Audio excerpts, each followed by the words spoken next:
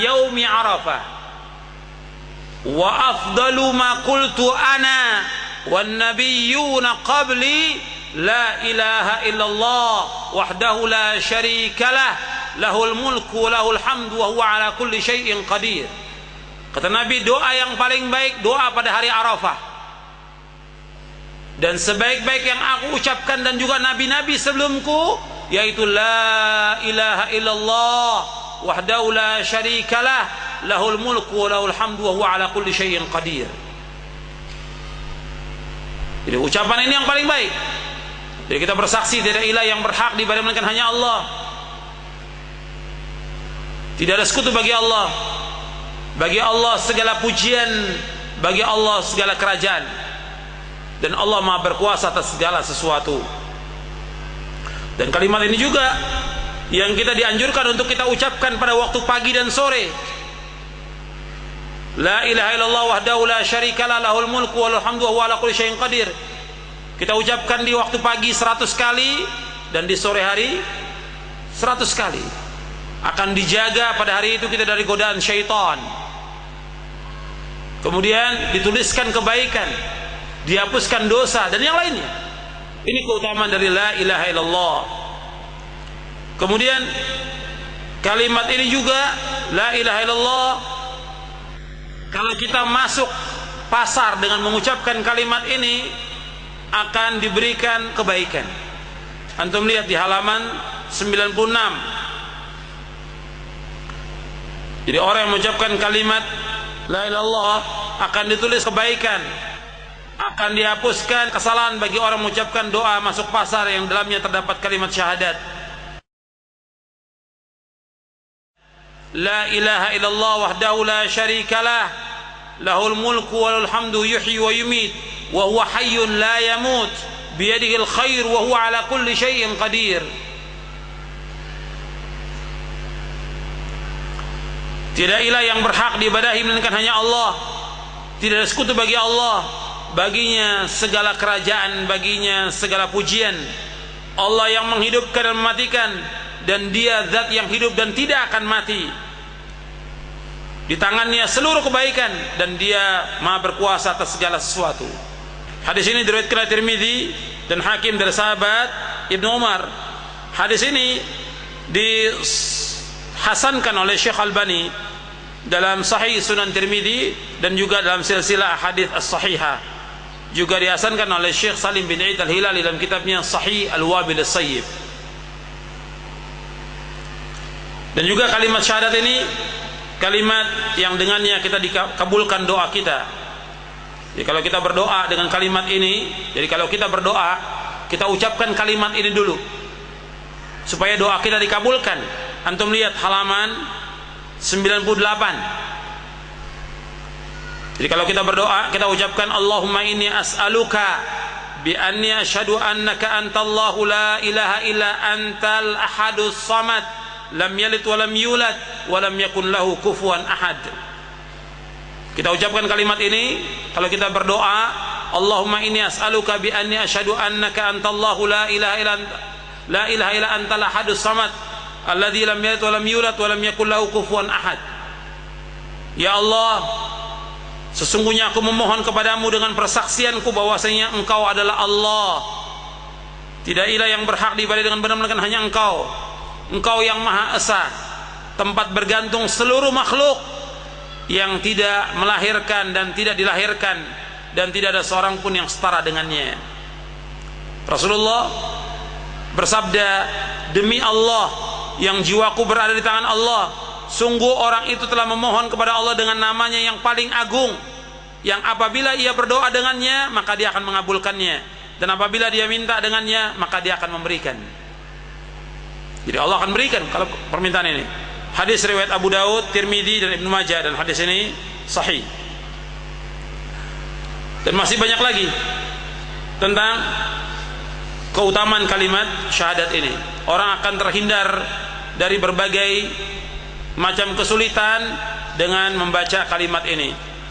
Jadi antum ketika mengalami kesulitan, mengalami kesukaran, mengalami kesusahan atau musibah, baca seperti apa yang dibaca oleh Nabi Yunus alaihi salatu wassalam. La ilaha illa anta subhanaka inni kuntu minadh dhalimin. La ilaha illa anta subhanaka inni kuntu minadh dhalimin. La ilaha illa anta subhanaka inni kuntu minadh dhalimin. Jadi kita bersaksi tidak ilah yang berhak diibadahi dengan benar melainkan hanya Allah. Maha suci Allah, dan aku termasuk orang-orang yang berbuat zalim. Ini keutamaan-keutamaan dari kalimat dari Allah. Keutamanya banyak puluhan. Makanya kalau kita sudah mengucapkan kalimat ini, kita harus meyakini, memahami, dan mengamalkannya. Jadi konsekuensi kalimat ini bukan sekedar pengucapan seperti yang banyak dilakukan oleh kaum muslimin, hanya mengucapkannya tapi dia tidak memahami tentang kalimat ini dan tidak tahu konsekuensinya. Apa konsekuensinya? Konsekuensi dari kalimat ini yang akan mendapatkan keutamaan seperti yang disebutkan, yaitu dia harus mengingkari semua sesembahan selain Allah. Dia tidak boleh berbuat syirik kepada Allah. Dia tidak boleh menyekutukan Allah dengan sesuatu apapun juga. Antum lihat tentang masalah syirik. Ya, kalimat ini kalau kita tidak pahami dengan benar la ilaha illallah ini bisa akan membawa kepada batalnya kalimat ini dengan perbuatan syirik. Maka di akhir dari buku ini saya sebutkan tentang pembatal-pembatal syahadat, di antaranya kesyirikan. Itu yang paling besar, menyekutukan Allah Subhanahu wa taala. Antum lihat mulai di halaman 181. Mulai halaman 181 tentang syirik dan macam-macamnya. Jadi syirik adalah menyamakan selain Allah dengan Allah Ta'ala dalam rububiyah, uluhiyah, serta asma dan sifat. Jadi dakwatu ghairihi ma'ah, berdoa kepada selain Allah bersama Allah. Artinya dia berdoa kepada Allah juga, tapi dia berdoa kepada selain Allah. Seperti orang yang dia meminta kepada kubur-kubur, dia minta kepada malaikat, dia minta kepada nabi, dia minta kepada wali, tidak boleh. Ini namanya syirkun akbar. Dia berdoa, dia meminta kepada selain Allah, ini syirkun akbar, syirik yang paling besar. Kalau dia sudah mengucapkan kalimat la ilaha illallah, konsekuensinya dia tidak boleh memalingkan ibadah kepada selain Allah, dan doa termasuk ibadah yang paling utama. Ad-du'a huwal ibadah, doa itulah ibadah. Dan Allah berfirman, wa qala rabbukum ud'uni astajib lakum innal ladzina yastakbiruna an ibadati sayadkhuluna jahannama dakhirin. Dan Allah berfirman, dalam kalian berdoa kepada aku akan kabulkan doa kalian. Sesungguhnya orang-orang yang sombong dari beribadah kepadaku, mereka akan masuk neraka jahanam dalam keadaan terhina. Jadi orang yang dia berdoa kepada Allah, Allah akan kabulkan doanya. Jadi langsung berdoa kepada Allah tanpa perantara. Atau orang-orang yang memalingkan ibadah kepada selain Allah, dia berbuat syirkun akbar, syirik yang paling besar. Jadi ini perhatikan, kalau kita sudah mengucapkan kalimat la ilaha illallah, maka kita harus jauhkan semua bentuk kesyirikan. Bab syirik ini merupakan kezoliman yang paling zolim, kemungkaran yang paling mungkar, dosa besar yang paling besar, dan maksiat yang paling maksiat. Jadi kalau ada orang yang berdoa atau meminta kepada malaikat Jibril, meminta kepada Nabi, minta disembuhkan penyakit, minta dimudahkan semua urusan, minta rezeki, minta dimudahkan jodoh, atau minta jabatan atau kedudukan kepada selain Allah, maka Allah sangat murka. Allah tidak redho apabila Allah disekutukan dengan makhluknya. Apakah dengan malaikat yang dekat dengan Allah atau dengan Nabi yang diutus, Allah tidak akan redho. Maka doa itu harus ditujukan hanya kepada Allah saja. Seluruh bentuk ibadah itu ditujukan kepada Allah.